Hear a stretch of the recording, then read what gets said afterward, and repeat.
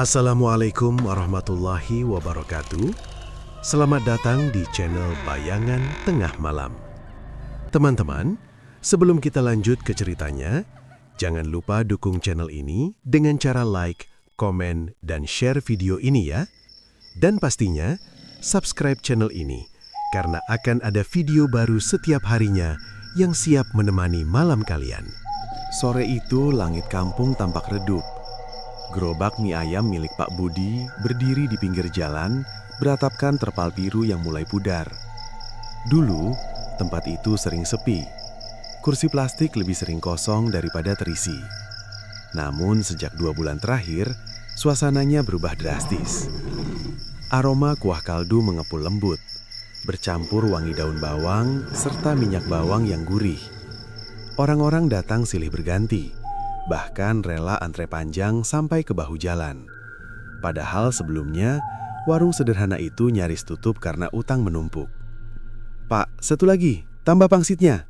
teriak seorang pelanggan dari bangku belakang. Pak Budi tersenyum tipis.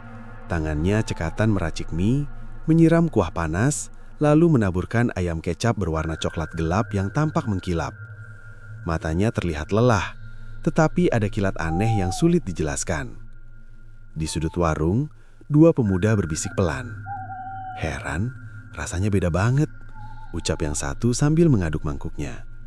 "Iya, bikin nagih.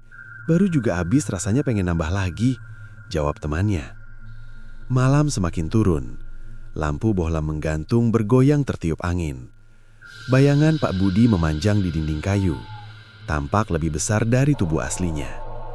Tak ada yang tahu bahwa beberapa minggu lalu, ia pergi sendirian ke lereng Gunung Kemukus. Saat itu utang mencekik, istrinya sering menangis, sementara anaknya hampir putus sekolah.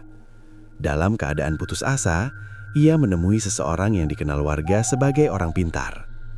"Kalau mau laris, harus ada yang dikorbankan," bisik pria tua itu. "Apa maksudnya, Mbah?" tanya Pak Budi gemetar.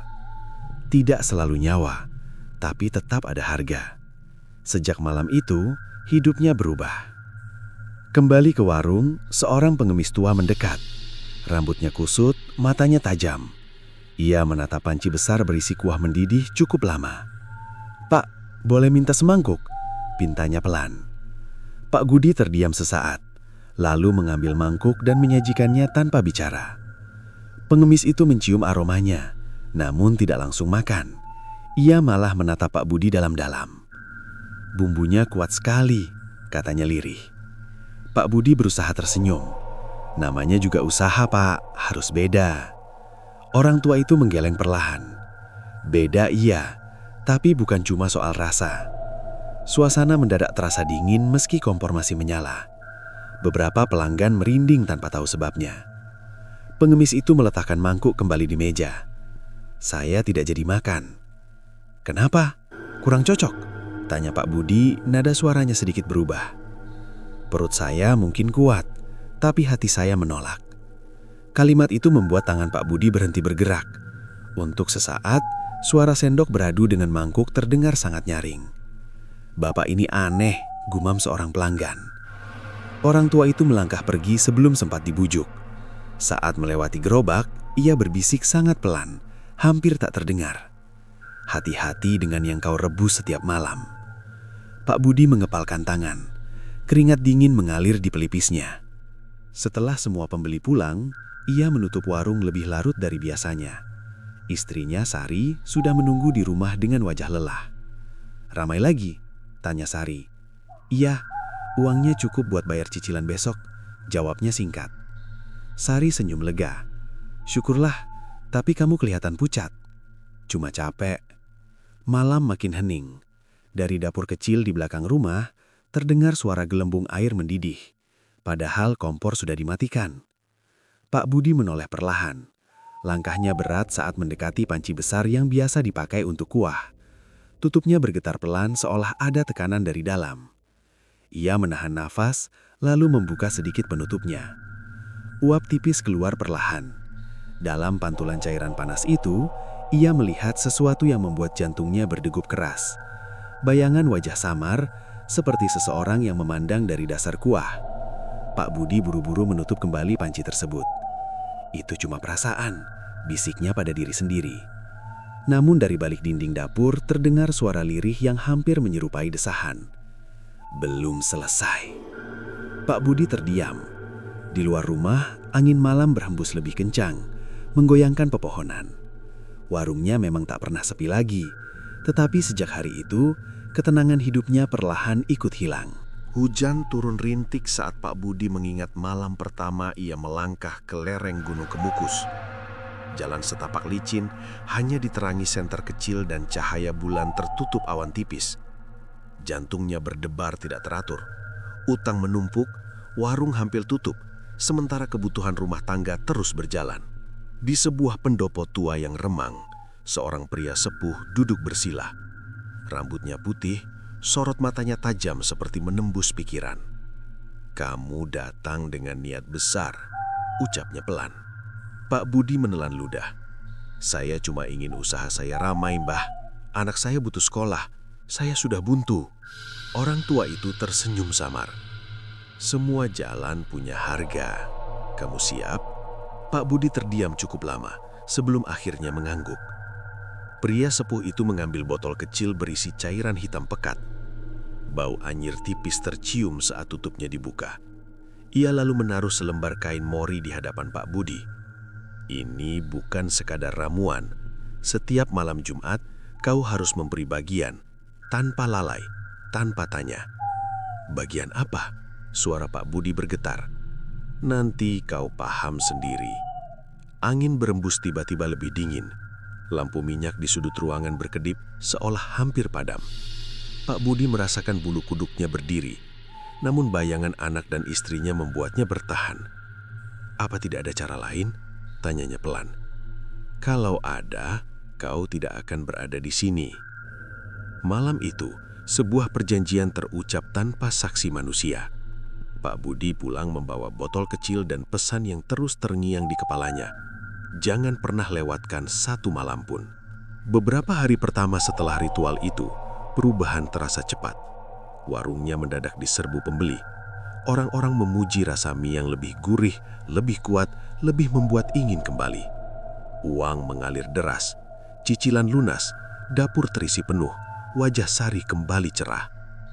Namun setiap malam Jumat, setelah semua tertidur, Pak Budi mengambil semangkuk mie lengkap lalu berjalan ke perempatan jalan dekat makam tua. Tanpa bicara, ia menaruh mangkuk tersebut di atas tanah. Suatu malam, saat ia hendak pergi, terdengar suara berat dari balik gelap. "Kurang." Pak Budi menoleh cepat. Tak ada siapapun. "Siapa?" tanyanya gemetar. "Bagianmu belum cukup." Sejak saat itu, porsi yang ia letakkan terasa selalu tidak memadai. Kuah harus lebih banyak, ayam harus lebih penuh, hatinya makin resah. Di rumah, Sari mulai merasa ada yang janggal. "Kamu sering keluar tengah malam? Kemana?" tanyanya suatu ketika. "Cuma buang sampah," jawabnya singkat. Sari menatap curiga. Setiap Jumat, Pak Budi tak mampu menjawab. Ia hanya memalingkan wajah. Malam berikutnya, saat ritual kembali dilakukan, udara terasa lebih berat. Kabut turun rendah menyelimuti jalan. Ia meletakkan mangkuk seperti biasa, lalu bersiap melangkah pergi. Tiba-tiba, mangkuk itu bergerak sedikit, seolah ada tangan tak terlihat yang menyentuhnya. Kuah beriak tanpa angin. Pak Budi terpaku. "Apalagi yang kau mau?" bisiknya putus asa. Suara lirih terdengar jelas kali ini, tepat di dekat telinganya. Bukan sekadar makanan. Tubuhnya kaku, napas terasa tercekak.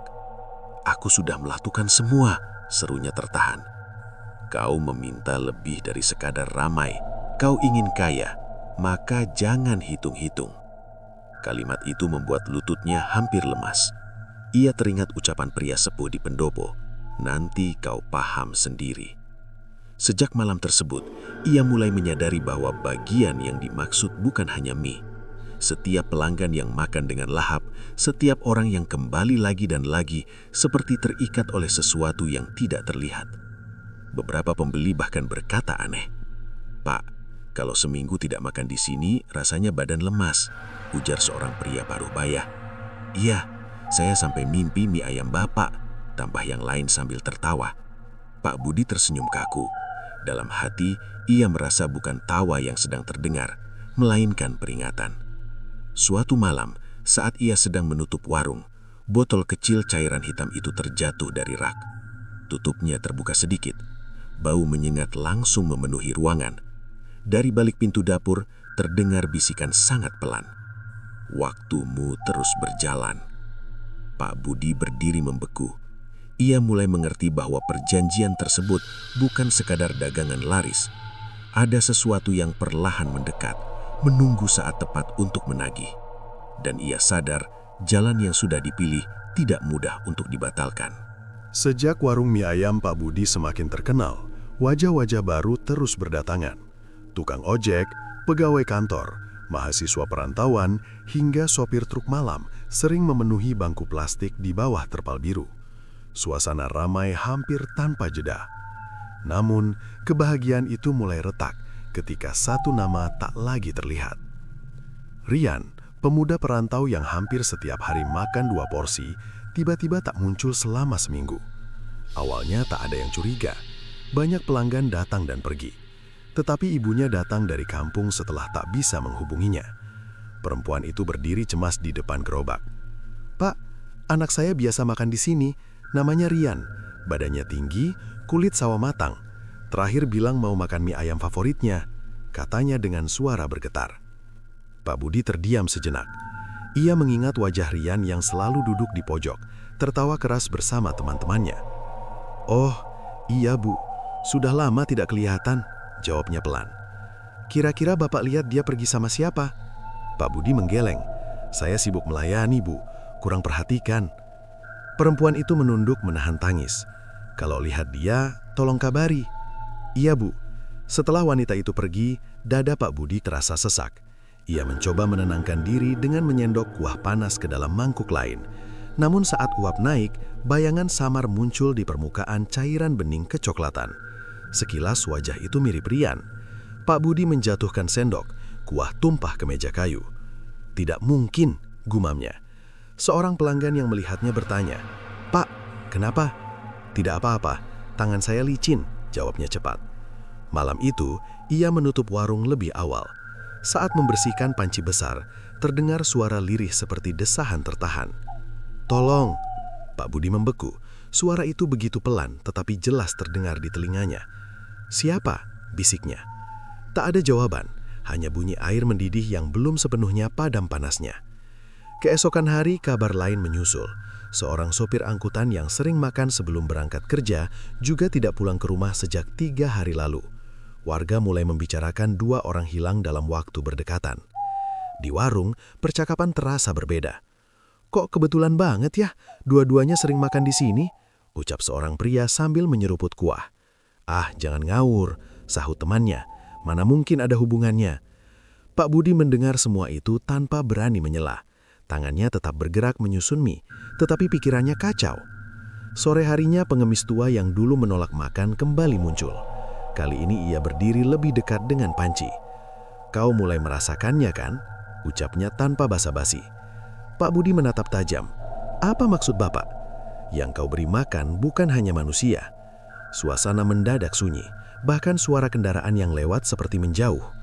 "Saya cuma jualan," jawab Pak Budi menahan emosi. Orang tua itu tersenyum tipis. Setiap pilihan ada akibat. Sudah ada yang diambil sebagai penyeimbang. Kata-kata itu membuat nafas Pak Budi tersengal-sengal. "Mereka bukan urusan saya," ujarnya pelan, lebih seperti meyakinkan diri sendiri. "Benarkah?" Pengemis itu lalu berjalan pergi tanpa menoleh lagi. Malam menjelang, saat ritual Jumat tiba, Pak Budi kembali membawa semangkuk mie lengkap ke perempatan dekat makam tua. Tangannya gemetar. "Aku sudah lakukan sesuai janji," katanya ke arah gelap. Angin berputar kencang mengangkat debu. Dari balik pohon terdengar suara berat yang pernah ia dengar sebelumnya. "Belum seimbang." "Apalagi yang kau mau?" teriaknya setengah putus asa. "Yang datang dengan nafsu akan pergi tanpa jejak." Kalimat itu membuatnya teringat wajah Rian yang selalu memesan tambahan ayam, juga sopir yang tak pernah absen setiap malam. "Bukan aku yang memilih," bantahnya. tapi kau yang membuka pintu. Sekembalinya ke rumah, Pak Budi tidak bisa tidur. Bayangan wajah-wajah pelanggan terus muncul di kepalanya. Setiap kali memejamkan mata, ia melihat mangkuk-mangkuk kosong berderet panjang, seolah-olah menunggu isi. Keesokan harinya, kabar orang hilang semakin ramai dibicarakan. Polisi mulai datang bertanya ke beberapa warung sekitar. Seorang petugas mendekat ke gerobaknya. "Pak, kami dengar beberapa yang hilang terakhir terlihat di sekitar sini. Boleh kami tanya sedikit?" Jantungnya berdetak keras. "Silahkan Pak, saya tidak tahu apa-apa." Petugas itu mengamati sekitar, termasuk panci besar yang masih hangat. "Warung Bapak ramai sekali." "Iya, alhamdulillah." Setelah polisi pergi, Pak Budi merasa lututnya lemas. Ia menatap kuah mendidih yang tampak biasa bagi orang lain, tetapi baginya kini terasa seperti menyimpan rahasia kelam. Malam kembali turun. Dalam keheningan dapur, suara lirih itu terdengar lagi, lebih jelas dari sebelumnya. "Kami masih di sini." Pak Budi menutup telinganya, tetapi bisikan itu seolah muncul dari dalam kepalanya sendiri. Warung memang tak pernah sepi, namun satu persatu, mereka yang datang dengan rasa ingin terus kembali justru hilang tanpa jejak.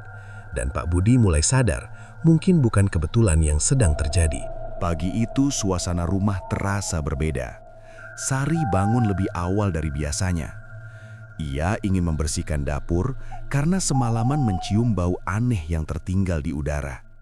Bau itu tidak seperti bawang goreng atau kaldu ayam. Lebih tajam, menusuk, membuat mual. Saat membuka lemari kecil di sudut ruangan, ia menemukan botol kaca yang belum pernah dilihat sebelumnya. Isinya cairan hitam pekat.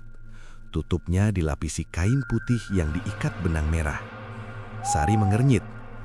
"Ini apa?" gumamnya pelan.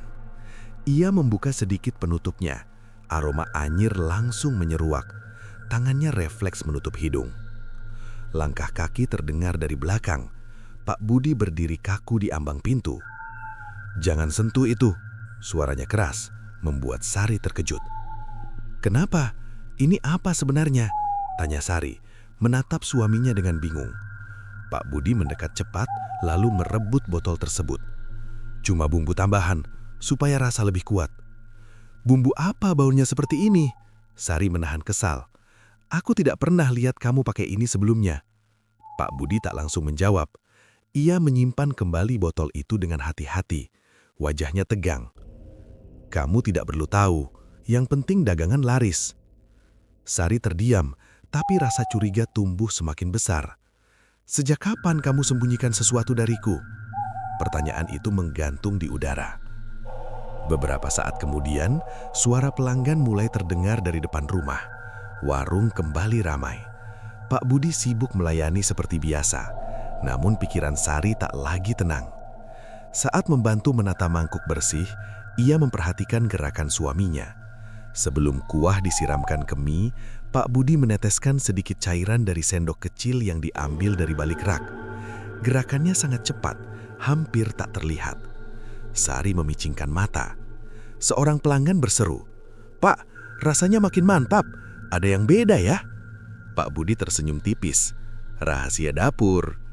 Tawa terdengar, tetapi Sari justru merasa dingin. Ia semakin yakin ada sesuatu yang disembunyikan. Malamnya, setelah warung tutup, Sari memberanikan diri bicara lagi. "Aku lihat kamu campurkan cairan itu ke kuah." Pak Budi berhenti melangkah. "Jangan bohong. Bau itu bukan bau biasa. Kamu dapat dari mana?" Pak Budi menghela napas panjang. "Sudah kubilang, itu cuma ramuan." "Ramuan dari siapa?" desak Sari. Suasana hening beberapa detik. Dari luar terdengar suara angin menyapu daun kering. "Kadang, untuk mendapatkan sesuatu, kita harus memberi sesuatu," jawabnya pelan, tanpa menatap istrinya. Sari menatapnya ngeri. "Memberi apa?" Tak ada jawaban. Keesokan harinya, saat Pak Budi pergi membeli bahan, Sari kembali membuka lemari itu. Ia mengambil botol hitam tersebut dan membawanya ke belakang rumah. Niatnya satu, membuang isi cairan itu ke tanah. Namun saat tutupnya dilepas, cairan pekat itu bergerak pelan, seolah hidup. Permukaannya beriak tanpa disentuh. Sari mundur setapak. Dari dalam botol terdengar suara lirih, sangat samar. Jangan. Ia gemetar, tangannya hampir menjatuhkan botol. Tiba-tiba, Pak Budi muncul dari pintu belakang. Aku sudah bilang jangan sentuh. Sari menoleh dengan wajah pucat. Itu bukan bumbu biasa. Pak Budi merebut botol tersebut. Kamu tidak mengerti. Aku tidak perlu mengerti untuk tahu ini salah, teriak Sari. Untuk pertama kalinya, Pak Budi benar-benar terlihat kehilangan kendali. Kalau bukan karena ini, kita masih hidup susah. Kamu mau kembali seperti dulu? Aku lebih pilih miskin daripada hidup dihantui ketakutan, balas Sari tegas. Ucapan itu membuat Pak Budi terdiam. Dadanya naik turun menahan emosi. Dalam hatinya muncul keraguan, namun rasa takut terhadap perjanjian lebih besar. Malam itu saat ia hendak menutup warung, kuah di panci mendidih lebih keras dari biasanya. Gelembung besar muncul berulang kali. Di permukaan cairan bayangan wajah samar kembali terlihat. Kali ini lebih jelas. Mata kosong memandang lurus ke arahnya. Pak Budi menahan napas. Dari balik dapur terdengar suara berat yang sudah ia kenal. Jangan biarkan dia merusaknya. Pak Budi menoleh cepat. Tak ada siapapun di sana. Ia sadar satu hal, bukan hanya pelanggan yang terikat oleh bumbu tersebut. Dirinya pun sudah masuk terlalu dalam. Dan jika Sari terus mencoba menghentikan semua ini, mungkin yang diminta sebagai bagian berikutnya bukan lagi orang asing. Sejak pertengkaran tentang botol hitam itu, suasana rumah terasa tegang. Sari jarang berbicara. Pak Budi lebih sering diam. Warung tetap dipadati pembeli, tetapi kebahagiaan yang dulu mereka rasakan perlahan berubah menjadi kecemasan yang sulit dijelaskan. Suatu malam, Arga, anak sematawayang mereka yang masih duduk di bangku sekolah dasar, terbangun dengan napas tersengal. Tubuhnya berkeringat, wajahnya pucat. "Ibu!" suaranya gemetar. Sari segera menghampiri. "Kenapa, nak?" "Ada orang tinggi di kamar, rambutnya panjang. Dia berdiri di pojok, lihat Arga terus." Sari mencoba menenangkan. "Itu cuma mimpi." Arga menggeleng cepat. "Bukan," dia bilang, "ayah belum lunas." Kalimat itu membuat Sari membeku. Ia teringat ucapan Pak Budi beberapa hari lalu tentang harga yang harus dibayar. "Dia bilang apa lagi?" tanya Sari pelan. "Kalau belum lunas, akan diambil dari rumah ini." Sari memeluk anaknya erat. "Sudah, jangan dipikirkan. Sekarang tidur lagi." Namun Arga terus menatap sudut kamar dengan mata takut, seolah sesuatu benar-benar berdiri di sana. Keesokan paginya, Arga terlihat lemas. Ia tak mau sarapan. Tubuhnya panas, padahal semalam masih sehat. Pak Budi menyentuh kening anaknya. "Demam sedikit saja, nanti juga turun." "Ini bukan demam biasa," bisik Sari. Siang itu Arga semakin pucat. Tatapannya kosong, seperti memikirkan sesuatu yang tak mampu ia ucapkan. "Yah," panggilnya pelan saat Pak Budi duduk di samping ranjang. "Ada apa?" "Orang itu datang lagi siang tadi." Pak Budi menegang. "Kamu tidur?" "Tidak, dia berdiri dekat jendela. Katanya ayar janji tapi belum bayar." Jantung Pak Budi berdetak keras. Ia mencoba tersenyum. "Itu cuma mimpi sisa semalam." Arga menggeleng pelan. Dia bilang kalau ayah tidak kasih yang diminta, Arga yang di bawah. Sari yang mendengar langsung menangis. "Sudah cukup, Budi. Hentikan semua ini." Pak Budi berdiri. Wajahnya pucat. "Aku tidak bisa berhenti begitu saja." "Kenapa tidak? Buang botol itu," desak Sari. Pak Budi menatap lantai. Dalam benaknya terniang suara berat yang selama ini menuntut bagian. Jika ia berhenti, konsekuensinya mungkin lebih buruk. Sore menjelang, Pak Budi membawa Arga ke dokter di Yogyakarta. Pemeriksaan dilakukan menyeluruh, tetapi hasilnya membingungkan. "Secara fisik tidak ada masalah serius," kata dokter. "Hanya demam ringan, istirahat cukup saja." Di perjalanan pulang, Arga tertidur di kursi belakang mobil sewaan. Namun bibirnya bergerak pelan, seperti berbicara dengan seseorang. "Jangan ambil ibu." Pak Budi menggenggam setir lebih erat. Malam itu saat warung buka seperti biasa, pelanggan tetap berdatangan. Tawa terdengar, aroma kuah mengepul hangat. Semua tampak normal bagi orang lain. Namun di sela kesibukan, Pak Budi melihat bayangan tinggi berdiri di ujung jalan. Rambut panjang tergerai, wajah tak terlihat jelas. Sosok itu tidak bergerak, hanya mengamati. Pak Budi menunduk cepat, mencoba mengabaikan. Seorang pelanggan memanggil, "Pak, tambah sambal." Ia menyendokkan sambal tanpa sadar tangannya gemetar. Setelah warung tutup, Pak Budi kembali ke dapur. Botol hitam itu masih tersimpan rapi. Ia menatapnya lama. "Apalagi yang kau mau?" bisiknya pelan. Udara di dapur mendadak terasa berat. Lampu gantung berayun perlahan, padahal tak ada angin. Suara berat terdengar jelas di belakangnya. "Janji adalah ikatan." "Aku sudah beri makanan setiap minggu," sahutnya tertahan. "Itu hanya pembuka." Pak Budi menelan ludah. "Jangan ganggu keluargaku." "Tumbal selalu dekat." Kata itu membuat kakinya lemas. Ia teringat wajah Arga yang pucat di atas ranjang. "Tidak," gumamnya lirih. "Bukan anakku." Suara itu tertawa rendah bergema di dinding dapur. "Pilihanmu akan menentukan siapa yang tetap tinggal." Keesokan paginya demam Arga tak kunjung turun. Anak itu bahkan tak sanggup berdiri. Matanya sayu, bibirnya pucat. "Iya," bisiknya lemah. "Dia berdiri di depan pintu sekarang." Sari memeluk anaknya sambil menangis. "Budi, hentikan ini sebelum terlambat." Pak Budi berdiri di tengah rumah, terjepit antara rasa takut dan penyesalan. Ia ingin kaya, ingin keluarganya bahagia, namun kini justru keluarganya yang berada di ujung ancaman.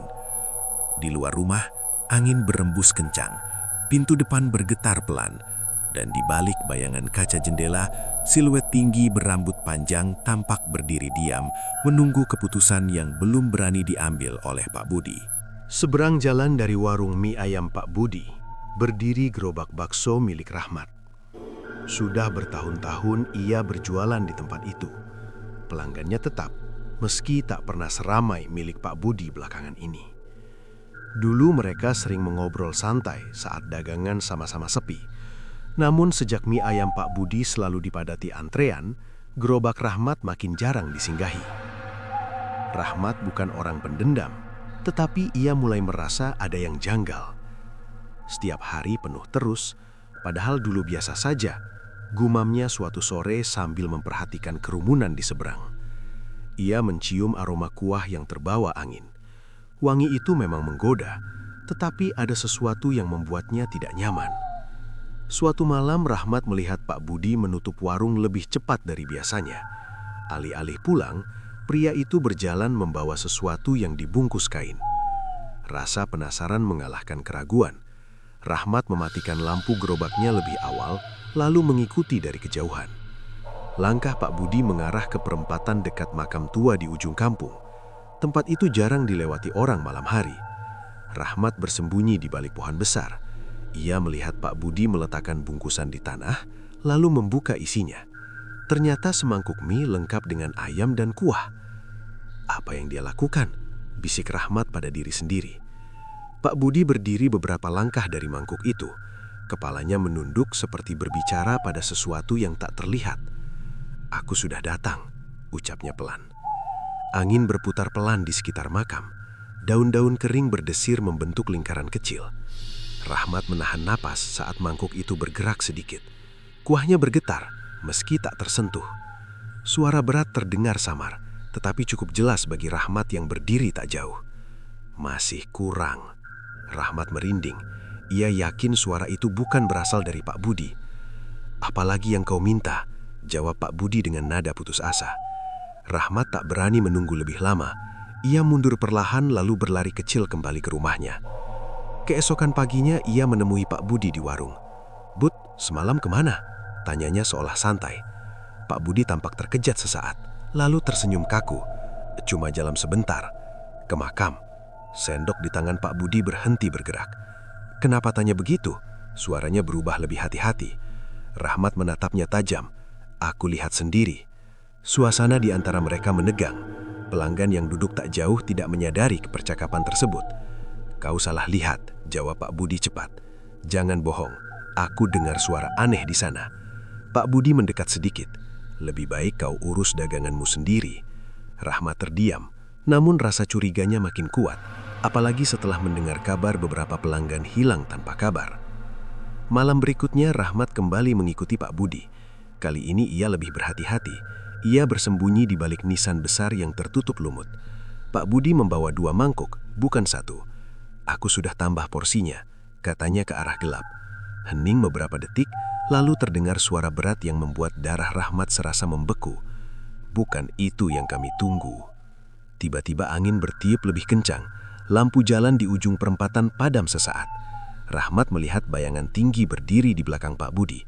Sosok itu tidak menyentuh tanah, melayang tipis di atas rumput. Rambut panjangnya menutupi wajah. Pak Budi berlutut, "Jangan ganggu keluargaku. Janji belum lunas." Rahmat tak sengaja menginjak ranting kering. Suara patahannya terdengar jelas. Pak Budi menoleh cepat. "Siapa di sana?" Rahmat panik dan berlari tanpa menoleh lagi. Ia tak berani memastikan apakah sosok itu melihatnya atau tidak. Keesokan harinya wajah Rahmat pucat saat membuka gerobaknya. Ia memanggil Pak Budi saat keadaan agak sepi. "Bud, hentikan sebelum terlambat," katanya pelan. Pak Budi pura-pura tak mengerti. "Apa maksudmu?" "Aku lihat semuanya. Itu bukan urusan dunia biasa." Pak Budi menatap tajam. "Kau tidak tahu apa-apa. Aku tahu orang hilang makin banyak, dan kau tiap malam ke makam." Tangan Pak Budi menggenggam. "Jangan campuri." Rahmat menghela napas. "Aku cuma tidak mau ada yang celaka." Percakapan itu terhenti ketika seorang pelanggan memanggil. Namun sejak malam itu, Rahmat merasa dirinya ikut diawasi. Saat menutup gerobak, ia melihat bayangan tinggi berdiri di kejauhan, tepat di depan warung mie ayam. Angin berhembus pelan, membawa aroma kuah yang kini terasa berbeda. Bukan lagi menggoda, melainkan menusuk seperti peringatan. Rahmat sadar, ia sudah melihat sesuatu yang seharusnya tidak ia ketahui. Dan mungkin, mulai malam itu, namanya ikut masuk dalam daftar yang sedang menunggu giliran. Keadaan semakin menekan. Arga belum pulih sepenuhnya. Demamnya memang turun, tetapi tubuhnya tetap lemah. Tatapannya sering kosong, seolah mendengar sesuatu yang tak terdengar oleh orang lain. Sari kini tak lagi menahan diri. "Ini akibat perbuatanmu," ucapnya lirih namun tegas. Pak Budi duduk terdiam di kursi kayu. Di luar, warung tetap ramai. Tawa pelanggan terdengar kontras dengan ketegangan di dalam rumah. "Aku lakukan ini untuk kalian," jawabnya pelan. "Kalau harus kehilangan anak sendiri, itu bukan untuk kami," sahut Sari. Ucapan itu menusuk. Pak Budi tak mampu membalas. Malam Jumat kembali tiba. Udara terasa lebih dingin dari biasanya. Kabut turun lebih tebal, menyelimuti jalanan dan makam di ujung kampung. Pak Budi berdiri di dapur, menatap 2 mangkuk mie yang sudah lengkap dengan ayam, kuah, dan pangsit. Tangannya gemetar saat membawa keduanya menuju perempatan. Langkahnya berat, setiap derap seperti menyeret beban besar. Sesampainya di makam tua, ia meletakkan kedua mangkuk di atas tanah lembab. "Aku sudah patuh," katanya lirih. Tak ada jawaban pada awalnya, hanya suara serangga malam yang bersaut-sautan. Lalu angin berputar mengelilinginya, daun-daun kering beterbangan membentuk lingkaran kecil. Suara berat muncul, lebih jelas dari sebelumnya. "Waktumu habis." Pak Budi menelan ludah. "Aku sudah tambah bagian." "Itu tidak cukup." "Apa lagi yang kau mau?" Suaranya mulai pecah. Bayangan tinggi muncul perlahan dari balik kabut. Sosok berambut panjang berdiri beberapa langkah darinya. Wajahnya samar, seperti tertutup bayangan pekat. Darah yang paling dekat. Jantung Pak Budi terasa berhenti sesaat. "Tidak, itu yang kau tanda tangani." "Aku tidak pernah setuju soal itu," teriaknya. Suara itu tertawa rendah. "Setiap keinginan besar memiliki harga setara." Pak Budi mundur 1 langkah. "Ambil aku saja." "Bukan itu yang kami pilih." Kata-kata tersebut menggema dalam kepalanya. Ia teringat Arga yang terbaring lemah di rumah. "Jangan sentuh anakku," bisiknya penuh ketakutan. "Kau yang membuka pintu." Kabut semakin tebal, mangkuk mie di tanah bergetar, lalu kuahnya meluap tanpa disentuh. Tiba-tiba Pak Budi merasakan sesak di dada. Bayangan masa lalu terlintas, utang menumpuk, wajah Sari yang lelah, Arga yang hampir putus sekolah. Semua itu membuatnya memilih jalan gelap. namun kini pilihan itu menuntut balasan paling kejam. Di rumah, Arga terbangun mendadak. Sari yang berjaga di sampingnya terkejut. "Ibu," suara anak itu lemah. "Ada apa, Nak?" "Dia di sini lagi." Sari merinding. "Siapa?" "Yang tinggi itu. Dia bilang ayah sedang memilih." Sari langsung berdiri. "Memilih apa?" Arga memejamkan mata. "Siapa yang pergi?" Sementara itu di makam, Pak Budi jatuh berlutut. "Aku mohon, hentikan semua ini," katanya terisak. "Berikan yang kami minta, atau kami ambil sendiri." Suasana menjadi sunyi seketika. Bayangan tinggi perlahan memudar ke dalam kabut, meninggalkan hawa dingin yang menusuk tulang. Pak Budi terduduk lama sebelum akhirnya berdiri dengan tubuh lemas. Dalam benaknya hanya satu kalimat berputar, "Darah yang paling dekat." Saat ia kembali ke rumah, pintu depan terbuka sedikit. Lampu ruang tamu berkedip pelan. Sari berdiri dengan wajah tegang. "Kamu kemana?" tanyanya. Pak Budi tak langsung menjawab. Ia menatap ke arah kamar Arga. Anak itu terbaring dengan nafas teratur, tetapi wajahnya lebih pucat dari sebelumnya. "Tadi dia datang lagi," kata Sari pelan. "Dia berdiri di ujung ranjang." Pak Budi merasakan lututnya hampir tak sanggup menahan tubuh. "Aku tidak akan biarkan mereka menyentuhnya," ucapnya pelan namun penuh tekad. Sari menatapnya dengan mata berkaca-kaca. "Kalau begitu, hentikan." Pak Budi terdiam lama.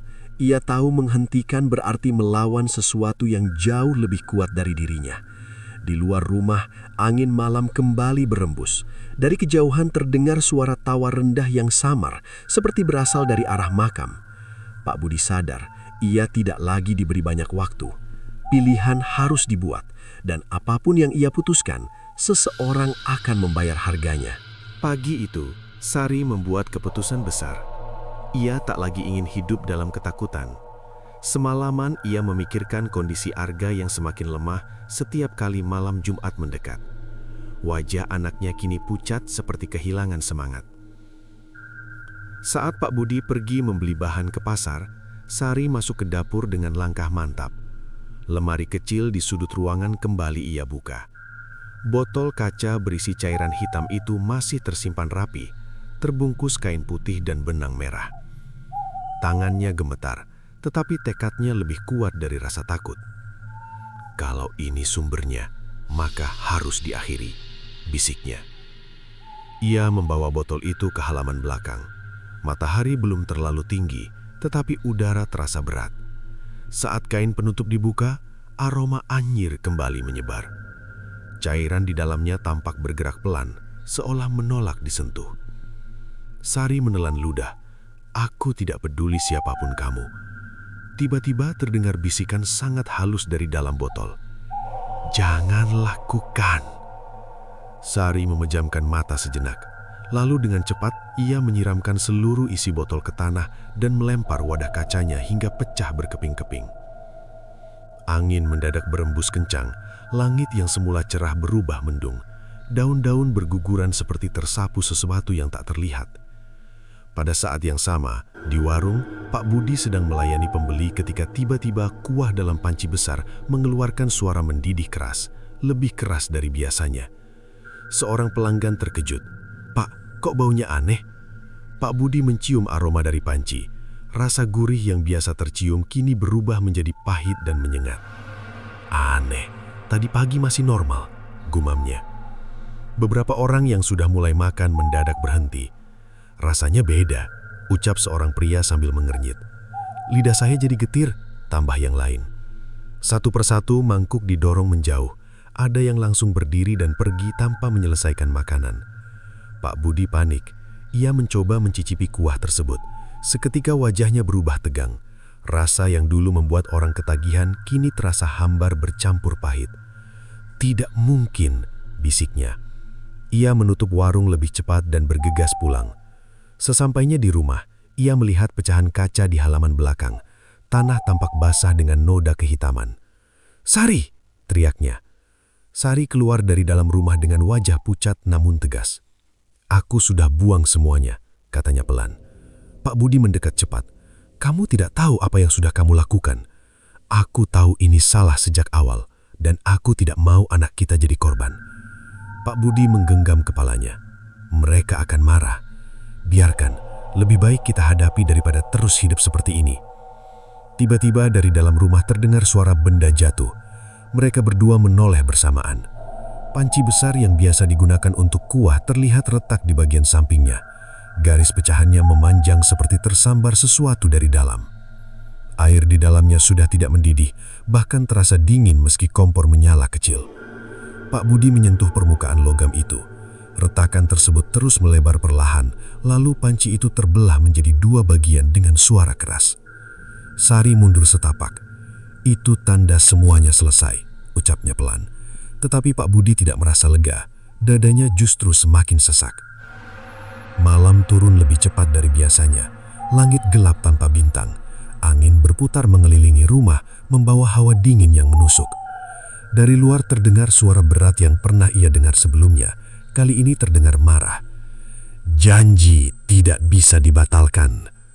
Pak Budi berdiri kaku di ruang tamu. Aku tidak mau lagi, jawabnya tegas meski suaranya bergetar. Setiap yang sudah terikat akan tetap terikat. Sari menggenggam tangan suaminya. Jangan takut. Tiba-tiba lampu rumah berkedip lalu padam. Kegelapan menyelimuti ruangan.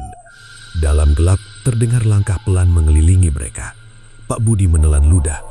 Ambil aku, lepaskan keluargaku. Suara itu tertawa rendah. Kau pikir ini hanya soal satu botol?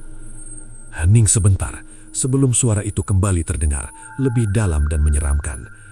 Yang sudah mencicipi, sudah menjadi bagian.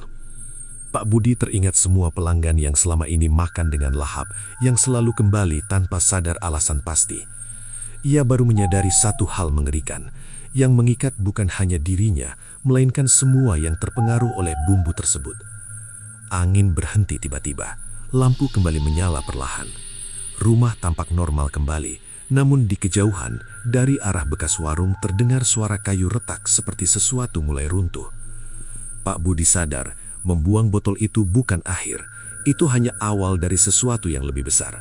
Dan kini, bukan hanya keluarganya yang berada dalam bahaya. Malam setelah botol itu dihancurkan, menjadi titik balik yang tak pernah dibayangkan Pak Budi. Dari kejauhan, suara kayu patah terdengar jelas. Saat ia berlari menuju warung, api sudah membumbung dari atap terpal biru. Beberapa warga berteriak panik. Air! Cepat ambil air! Apa ada orang di dalam? Pak Budi berdiri terpaku. Gerobak, meja, kursi plastik, semua dilalap kobaran merah yang bergerak liar. Bau hangus bercampur sisa aroma kuah yang dulu selalu mengundang antrean panjang. Sari menyusul dengan napas tersengal. Budi, ini akibatnya. Pak Budi tidak menjawab. Matanya hanya menatap api yang semakin tinggi, seolah melihat sesuatu di dalamnya. Di antara lidah-lidah panas itu, ia merasa melihat bayangan tinggi berdiri tegak. Rambut panjangnya tergerai, wajahnya tetap tak terlihat jelas. Suara berat terdengar samar di tengah gemuruh api. Janji telah dilanggar. Pak Budi mengempalkan tangan. Aku sudah hentikan semuanya.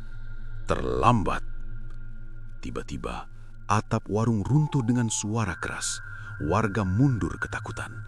Seorang pria berbisik, sejak awal tempat ini aneh. Rahmat, si penjual bakso, berdiri tidak jauh dari sana. Wajahnya pucat. Ia teringat malam di makam dan bayangan yang tak menyentuh tanah. Api akhirnya padam menjelang dini hari. Yang tersisa hanya arang dan besi melengkung. Keesokan paginya, orang-orang datang melihat puing. Ada yang kasihan, ada yang berbisik-bisik. Namun tidak ada yang tahu bahwa Pak Budi menghilang sejak api mulai membesar. Sari duduk lemas di teras rumah. Polisi datang menanyakan keberadaan suaminya. Kami tidak menemukan jasad, kata salah satu petugas. Sari hanya menggeleng pelan. Dia pergi sebelum semuanya runtuh.